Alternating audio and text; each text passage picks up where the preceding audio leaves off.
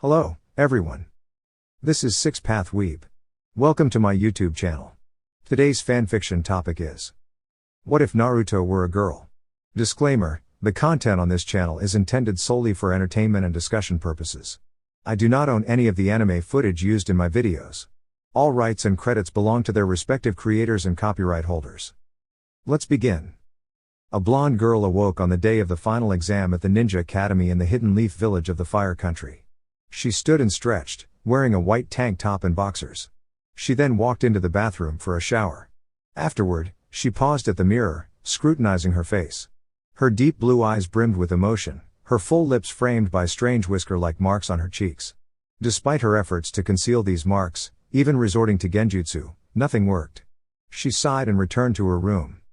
She tied her long hair into a single ponytail at the nape of her neck and dressed in orange shorts and a matching half shirt that ended above her belly button, with a black mesh shirt underneath. She pulled on black training socks, designed to squeeze the muscles and enhance their workout, and then her ninja shoes. Exiting through the window, she headed directly to the academy. Upon arriving, she went straight to her seat at the back of the room. She noticed Sasuke, a black-haired, black-eyed, pale-skinned boy, a few rows ahead, staring out the window. The other students were noisy and rambunctious, making her want to tell them to be quiet. She was considering it when Iruka-sensei, the teacher, entered. "Alright everyone, when your name is called, proceed to the next room. You will be tested, then return here to wait. Once everyone has completed their test, you will be given your results. The first examinee is," Iruka paused to check his list, "Akimichi Kuji." Kuji walked into the next room. The remaining students continued to talk, albeit more quietly. The blonde girl occasionally glanced at Sasuke. Eventually, Sasuke sensed her gaze and looked around, meeting her eyes. She blushed slightly and stuck her tongue out at him. Sasuke frowned, furrowed his brows, then smirked. The blonde girl, blushing even more, quickly looked away. Sasuke resumed staring out the window. Among all those who claimed to love him, and even those who didn't, Sasuke found the blonde girl the most intriguing. She openly challenged him, made him her rival, and was quite strong. Sasuke liked her. However, her name remained a mystery to everyone except the teachers. Since the teachers knew all the students by name and had received their pictures on the first day, roll call was unnecessary. Today would be the first time the girl's name was heard. Sasuke masked his interest by acting disinterested and staying aloof. "Uchiha Sasuke," Iruka called after about half an hour. The testing was nearly complete. Sasuke stood, casting one last glance at the blonde girl, whose defiant expression was softened by a blush and those distinctive whisker marks. Smirking, he walked into the next room. The blonde girl knew her turn was imminent. Only two individuals had a surname beginning with U. Sasuke was one, she was the other. Moments later, Sasuke emerged and glanced back at her. She rose before Iruka called her name. "Uzumaki Naruto," he announced. Naruto descended the steps, brushing against Sasuke on her way down. She entered the examination room and stood before the Hokage and several instructors. "To pass this exam, you need to successfully perform the transformation jutsu followed by the clone jutsu," an instructor explained. Naruto sighed in frustration. She had never mastered the clone jutsu. She formed the ram seal and concentrated her chakra, transforming successfully into Iruka. "Good, now for the clone jutsu," another instructor prompted. Naruto released the transformation and again assumed the ram seal to focus her chakra. Then she swiftly moved to the snake and tiger seals, attempting the clone jutsu. 4 puffs of white smoke materialized around her, and 4 clones appeared and remained. Astonished, she realized she had been using too much chakra for the jutsu. Instead of creating 1 clone, she had produced 4 with the same amount of chakra. "Good, wait outside," an instructor directed. "Hi," Naruto responded, her voice light and somewhat melodic. She caught the eye of the Hokage, who had not previously recognized her. She was the only daughter of the 4th Hokage, born on the day he died. He had lost track of her 5 years ago when she began working at a ramen shop. What was it called? Ichiraku's, he recalled. "Hokage-sama, this is the list of passing ninja from the class. We need your approval before distributing the Hitai 8, the teacher to his right stated. "Yes, of course," Sarutobi Hiruzen, the 3rd Hokage, replied distractedly. He reviewed the list, noting the names and their proficiency with the required jutsu. He noticed Naruto's name was absent. Though he had not seen the jutsu performed as he had been reading mission reports, He thought the transformation was passable when he glanced up as it was dispelled. Why isn't Uzumaki Naruto on this list? She still had the whisker marks on her cheeks when she transformed into Iruka, and her clones were pale, the teacher to his left explained. The whisker marks are impossible to erase or conceal. Kurenai, the genjutsu master, couldn't hide them even with her strongest techniques. Despite her significant chakra reserves, her chakra control remains limited. You were fortunate she managed to stabilize them. However, if a proper clone jutsu is what you seek, I can show you one, Sarutobi said. Iruka. He called. Yes, Hokage-sama? Iruka replied, entering the room. Inform the students that their graduation results will be announced at sunrise tomorrow, and instruct Uzumaki Naruto to report to my office immediately.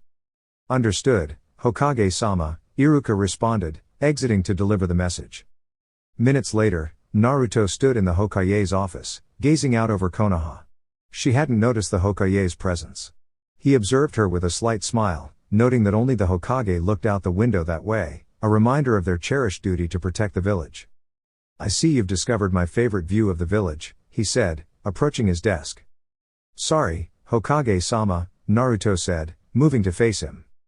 Don't apologize, it's a beautiful view, isn't it? Sarutobi remarked, also looking out the window. It truly is. I wish my apartment had such a view. But I was summoned here for a reason. Could we get to the point so I can return to training? Naruto asked politely. Ha ha ha, well said, Naruto. Let's proceed, Sarutobi replied. He retrieved a scroll from his bookshelf and handed Naruto a blank one. Copy all the details about this jutsu onto that scroll. You have until an hour before dawn to master it. Then, report back to my office. Understood, Hokage-sama, Naruto said, taking out a marker. She meticulously copied the jutsu instructions, including the hand seal and chakra requirements. It took her nearly 10 minutes. She rolled up both scrolls, returned the original, and headed towards the door. Naruto? Yes? She responded before leaving. Tomorrow, after the graduation ceremony and meeting your sensei, report back here. Understood, Naruto said and left. She headed directly to the nearest training field and retrieved the scroll. Although she had already memorized the hand seals and the name of the jutsu, she carefully read through the notes. Start by creating only one clone. This jutsu consumes more chakra than regular clones because they are solid. These clones can assist in battle and inflict damage on opponents but are easily dispelled with a single hit. Naruto practiced tirelessly, working until the sun set and the moon rose. Around midnight, she sat on the ground, reviewing the scroll again to ensure she hadn't missed any crucial tips. Standing up, Naruto focused her chakra, formed the hand signs for the jutsu, and called out, Shadow Clone Jutsu. A cloud of white smoke appeared, and as it cleared, an identical replica of her stood before her, casting a shadow, indicating its solidity. Naruto observed it in amazement, feeling the drain on her chakra. She winced slightly but continued to examine the clone. You know, if you keep staring at me like that, I might get nervous, the clone said. Naruto jumped, not expecting it to speak since regular clones couldn't. She realized why this jutsu wasn't taught at the academy. It was a higher ranking, likely A-rank jutsu that could communicate and interact with its surroundings as if it were real. This is my first time creating you. I wanted to see how well I did, Naruto explained. I think you did pretty well. I mean, I'm standing here, talking to you, and I'm solid. So, I'd call that a success, the clone replied. Hey, wanna have a quick sparring match? Naruto asked, feeling more enthusiastic than she actually was. Sure, but remember what the scroll said. One good hit, and I'll be dispelled, the clone reminded her, taking a fighting stance. I know. But I'm not going to lose to myself, Naruto declared, leaping at the clone. The clone ducked under the roundhouse kick and sent a punch upward at Naruto. Naruto twisted in midair to avoid the uppercut. She placed her hands on the ground, spun, and delivered another flying kick at the clone. As soon as the clone blocked it, Naruto pushed off the ground and aimed a punch at its stomach. The clone jumped backward, transitioning from defense to offense. It launched a punch at Naruto, who leaned to the side to dodge, then kicked at her. Seeing the block coming up to protect the ankle, the clone retracted the kick at the knee and rammed it into Naruto's stomach. Naruto stumbled backward, momentarily winded. The clone leapt forward to try to knock her out, but Naruto jumped aside to avoid it and countered with a punch. The clone ducked under it and aimed a punch at Naruto's face. Naruto leaned her head back, then brought her knee up into the clone's stomach. The clone disappeared in a cloud of white smoke, just as it had appeared, and Naruto breathed a sigh of relief. As it was nearly 5 o'clock, Naruto rolled up the scroll, tucked it into her kunai pouch, and set off towards Konoha. She stopped at her apartment for a quick shower and change of clothes, then headed to the Hokage's office. Upon entering, she greeted the Hokage and looked at the 4 examiners from the previous day. "Good morning, Naruto. I asked you to study the jutsu yesterday because these teachers here doubted your ability to create clones. Truthfully, the plain clone jutsu you performed yesterday was inadequate. However, I wanted to assess your true abilities, so I provided you with a more advanced clone jutsu. Would you kindly perform the jutsu for us?" "Hi, Hokage-sama," Naruto replied. She performed the hand seals and said, "Shadow clone jutsu." A puff of white smoke appeared as usual. The teacher smirked, believing that an academy student couldn't perform a jutsu they themselves struggled with due to lack of chakra. However, their jaws dropped upon seeing a perfect copy of Naruto standing there. The clone had a shadow and even bore a different expression than Naruto. "Gentlemen, I believe that Naruto meets the requirements of the graduation test and is therefore eligible to be promoted to Jinan. As Hokage, I hereby grant you, Naruto, the title of Jinan. Report to the academy graduation to receive your Hitai aid and wear it proudly as a ninja of Konoha," Sarutobi announced. "Thank you, Hokage-sama," Naruto said before exiting the room with the shadow clone. "Oh, and Naruto, don't forget to report here after meeting your sensei," Sarutobi called after her. "Hello," Naruto exclaimed energetically. Sarutobi smiled approvingly. This young ninja displayed promising potential. The instructors recorded Naruto's name among the graduating students and presented the roster to the Hokage. After Sarutobi endorsed it, allowing the graduation, he passed it on to Iruka, who had just entered the room. "Here is the list of graduating students, and alongside it, Sarutobi retrieved a document from his desk, is the roster of Jinan teams with their assigned jounin mentors. Please ensure that the Jinan receive this information during the graduation ceremony." Iruka accepted both documents and proceeded directly to the academy. He transcribed the team assignments onto the board behind him and concealed it with a curtain. Then, he headed outside to the prepared stage and took his seat. Shortly after, Sarutobi delivered a speech regarding the forthcoming challenges awaiting all the successful candidates. He then passed the stage over to Iruka, who began announcing names, indicating their success or failure, and directing the passing students into the classroom. Following the ceremony, Iruka entered the classroom and positioned himself before the covered board. "Congratulations to all the newly graduated Jinan. You have accomplished the initial milestone on your path to becoming shinobi by completing the academy curriculum. You will now be grouped into teams and expected to undergo rigorous training together in preparation for the Chunin exams. However, there is still ample time before that event. Displayed on the board behind me are your respective teams and assigned mentors. Please remain here until your sensei arrives to retrieve you," Iruka announced as he unveiled the board. Naruto and Sasuke eagerly scanned the board. Team 7, Uzumaki Naruto, Uchiha Sasuke, Haruno Sakura.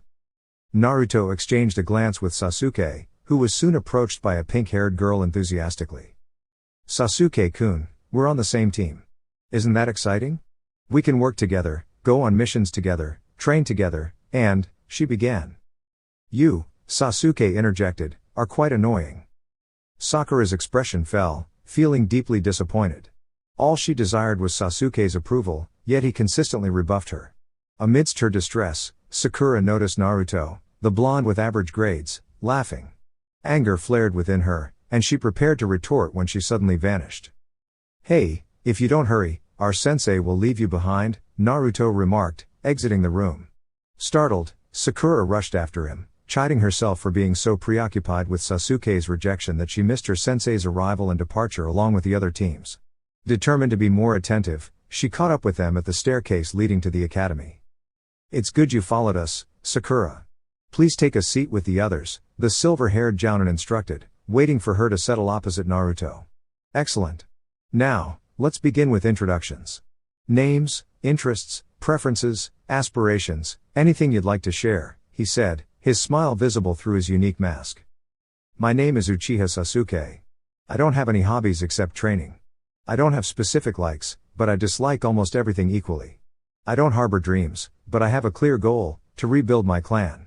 There's also a certain individual I've sworn to eliminate," Sasuke spoke, his tone shifting to one of unmistakable anger as he mentioned his sworn vendetta. I'm Uzumaki Naruto. My hobbies include stargazing and training. I love ramen. I don't appreciate last-minute obligations. My dream? Scratch that. I will become Hokage one day, Naruto declared with unwavering determination. I'm Haruto Sakura. I enjoy flower picking and pressing, along with reading. She hesitated, glancing at Sasuke. I detest hearing ill of those dear to me and being ridiculed. My dream is to captivate someone special, Sakura finished, her voice lowering as she revealed her heartfelt aspiration. Alright then. Moving on to tomorrow. Kakashi began. But sensei, what about you? Sakura interjected. I suppose I should share, shouldn't I? The Jounin replied casually. I'm Hatake Kakashi. My hobbies revolve around reading. I find solace in training, and I abhor seeing those I care for in pain. As for dreams, if I had one, it would have already materialized. Kakashi offered a small smile before resuming his earlier topic. Tomorrow, be at training ground 3 by 8 a.m. Don't eat beforehand, it won't sit well during our survival exercise. Details will be explained then. With that, Kakashi vanished. Naruto rose, brushing off her shorts, and leapt onto a rooftop, heading swiftly toward the Hokage's mansion. She knocked and entered upon permission. You wanted to see me after my sensei meeting, she stated. Yes. There's a matter we should address, one that would have been simpler years ago, the topic of your lineage, Sarutobi said gravely. You're going to tell me about my parents? Naruto asked, surprise coloring her words. Yes, I will. And if you wish, you can move into their home afterward.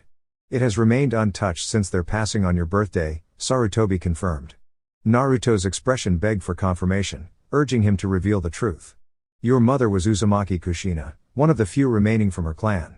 Your father and spouse to Kushina was Namikaze Minato, also among the last of his lineage. Their demise occurred during the Kyuubi attack 13 years ago.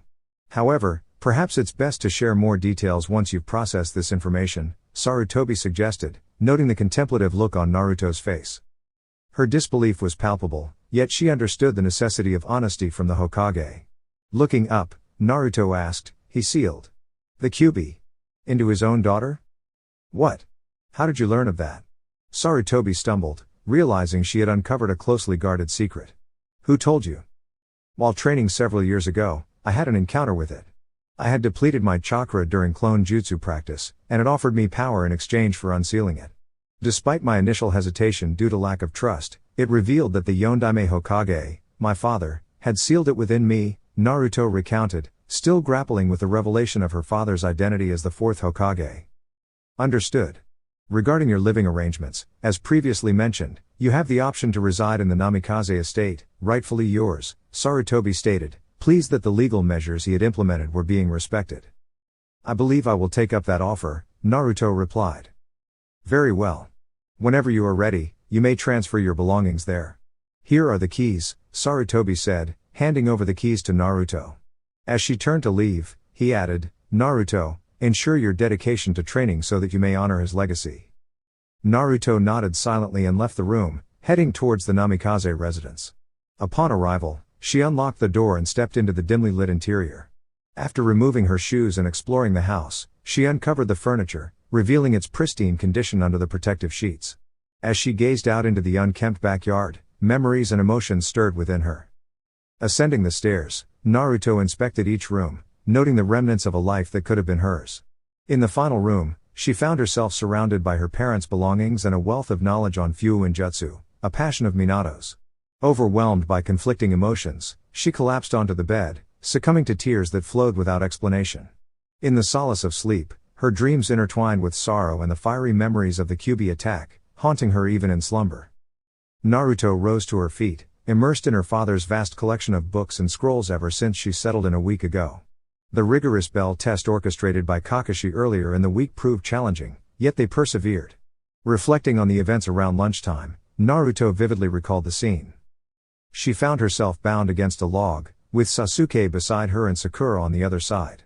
Kakashi loomed over them, holding 2 lunches. As Naruto was the cause of your failure, she forfeits her lunch. Any attempt to defy this will result in all 3 of you returning to the academy. Is that clear? He announced. Naruto defiantly pouted and turned her head away. Internally, Kakashi sighed. Naruto was proving to be more troublesome than anticipated. Nonetheless, Sasuke displayed determination, and Sakura showcased intelligence, forming a well-rounded team.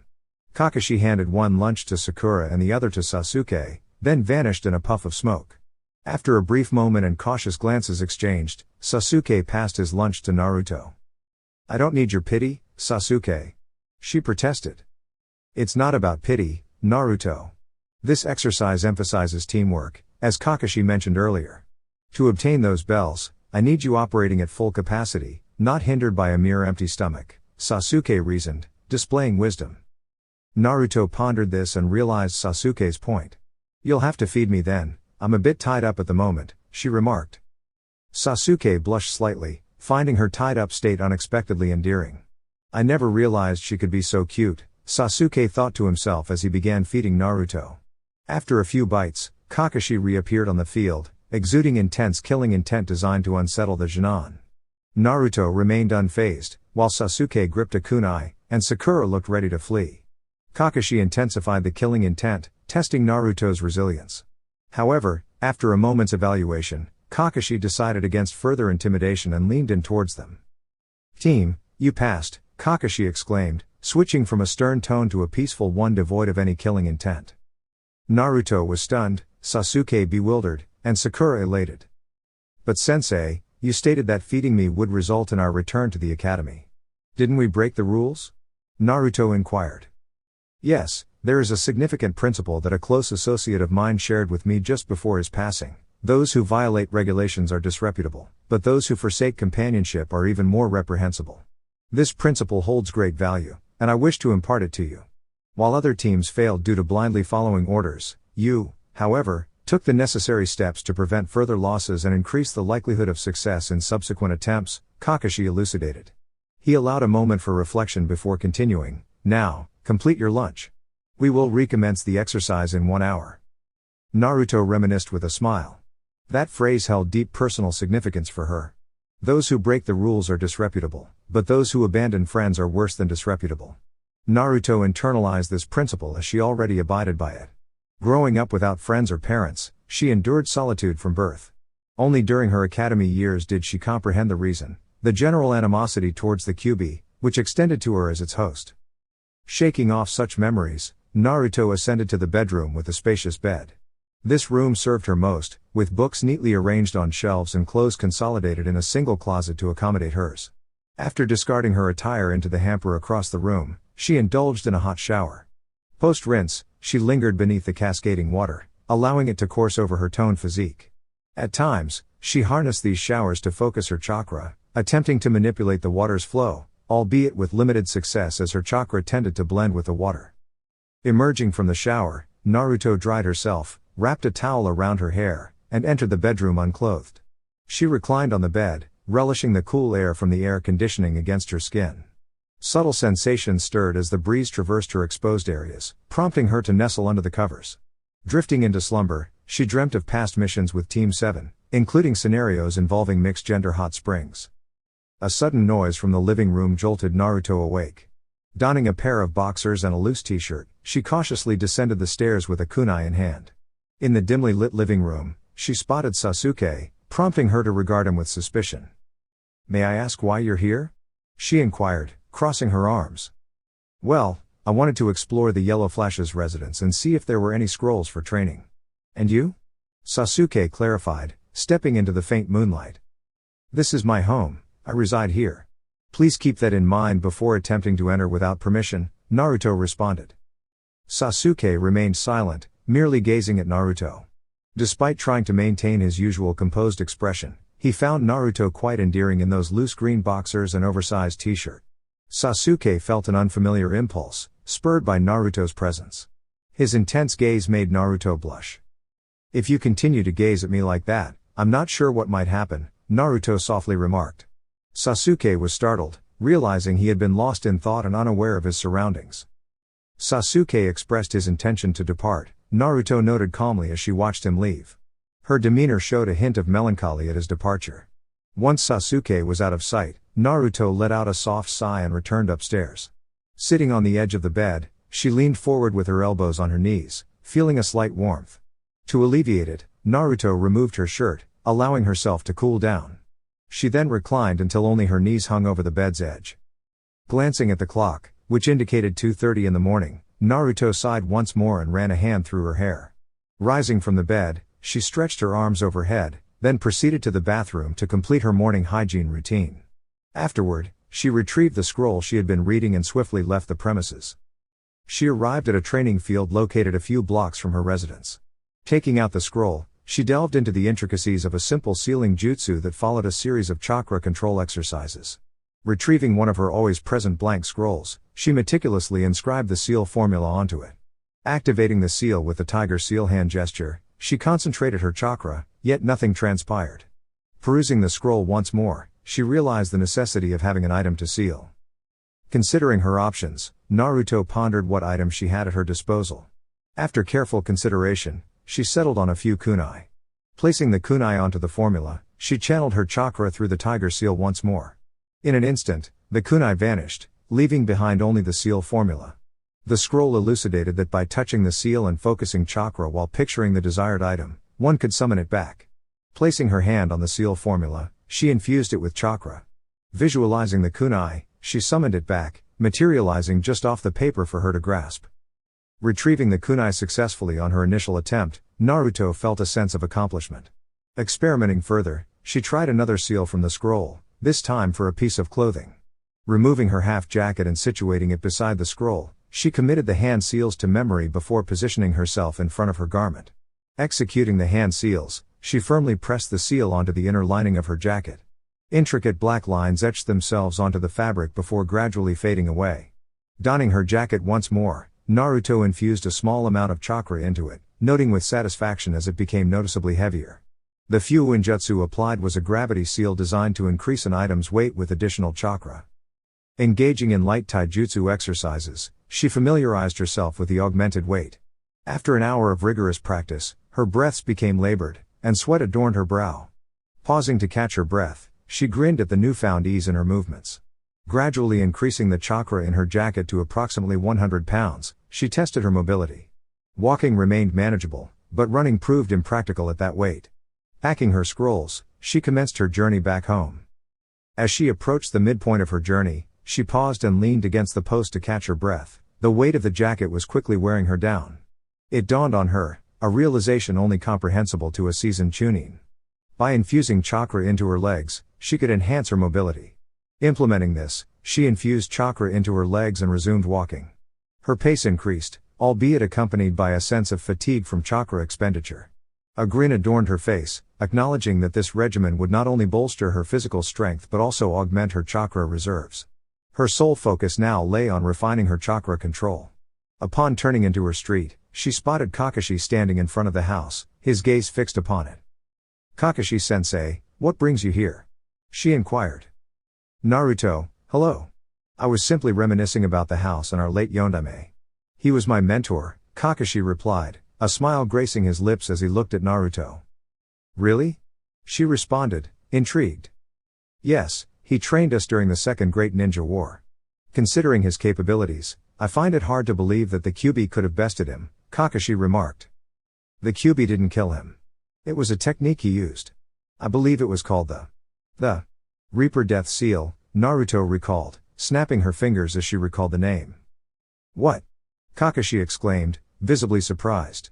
The Reaper Death Seal was a highly advanced and forbidden sealing technique that ensnared not only the opponent's soul but also the user's. "Yes, the third Hokage told me that he witnessed him employ the Reaper Death Seal on the Kyuubi. However, the Kyuubi's immense chakra overwhelmed him, leading him to seal the surplus within me," Naruto explained, her expression turning somber as she recounted the event. She couldn't fathom a parent sealing a malevolent entity into their child, but dwelling on the past served no purpose. After a brief pause, she regained her composure. "Was there something you needed?" "Oh, no, thank you. I was just passing through. What brings you to this area?" Kakashi inquired. "I reside here," Naruto replied, gesturing towards the house. "You live in the Namikaze residence? May I ask why?" Naruto leaned in closer, casting a cautious glance around to ensure privacy. With a hushed tone, she disclosed, "I hold a secret. I am the daughter of the Yondaime Hokage." Kakashi regarded her, noting the resemblance to Kushina in personality and a more refined femininity akin to Minato. Her determination mirrored her father's, a drive to protect those dear to her. In that case, you should stay here for now. I must take my leave. We'll talk later, Kakashi replied before departing. Goodbye, Kakashi-sensei, Naruto bid farewell, heading into her home. Shedding her jacket with a thud on the couch arm, she proceeded to remove her mesh shirt and shorts, applying a gravity seal to keep them in place. Ascending the stairs, she prepared a scroll with various kunai and another scroll for additional clothing. Returning downstairs, she retrieved a scroll holder from her father's belongings, adjusting it to fit snugly around her hips. After securing her scrolls, she engaged in light stretches, followed by a series of exercises to restore her chakra reserves through meditation. After dressing herself, she meticulously donned her shorts, followed by the mesh shirt and then the jacket. Adjusting the weight distribution within the jacket and shorts, she optimized her mobility, distributing the load to enhance her movement capabilities by reducing pressure on her shoulders. After a brief adjustment period, she donned the scroll holder and engaged in a series of weighted push-ups, gauging her endurance with the added load, concluding at approximately 30 repetitions. Stepping out as the morning sun painted the landscape, she arrived at the Hokage's office, prepared for the forthcoming missions, primarily focusing on D and lower C ranked assignments. The day's task involved locating a missing cat, a seemingly mundane yet essential duty. An hour later, the team strategically positioned themselves, Naruto perched in a tree, Sakura concealed behind a bush, and Sasuke stationed on a nearby rooftop. Anticipation filled the air as they awaited the cat's arrival. When the feline nonchalantly strolled past Sakura's hiding spot, their coordinated ambush commenced. The cat, startled, dashed down an alley, its instinctual flight met with the tactical choice of a dead-end alleyway by the Jinan. As they closed in, Naruto expertly intercepted the cat, employing gentle gestures to soothe it. The tension dissipated as the cat relaxed under Naruto's touch. With success achieved, Sakura promptly relayed the mission's accomplishment to Kakashi, marking another task completed effectively. They promptly escorted the cat to the Hokage's office, where the client awaited their arrival. The cat's owner, a robust woman, immediately seized the feline and squeezed it tightly upon receiving it. The cat, in discomfort, clawed at her arm and made plaintive sounds in an attempt to free itself from her firm grip. If I were in that cat's position, I'd flee as well, Naruto remarked sotto voce, audible only to the rest of Team 7, who nodded in agreement with amused expressions. Kakashi, however, gave her a reprimanding tap on the back of her head, silently signaling her to refrain from further comments. Naruto glanced at Kakashi, then back at the cat. Thank you very much. Here is your compensation, the owner addressed the ninja, handing over the payment owed for their services to the Hokage. She then departed, still holding the cat tightly. Naruto smiled at the exchange. Subsequently, the Hokage assigned them a new mission, to assist a construction team in erecting buildings by the week's end. They proceeded to the construction site, where they engaged in moving timber and materials to the sawing stations, cutting wood for the construction crew to assemble frames. The construction workers marveled at the strength displayed by the young Jinan. After several hours, as night descended, the construction site's overseer released them for the day, instructing them to return home. Naruto, however, headed straight for the training ground, where she sparred against her shadow clones under the moonlit sky. Thank you for watching this segment. For future updates, please consider subscribing to my channel, 6th Weeb. Your support is greatly appreciated. Warm regards. 6th Weeb.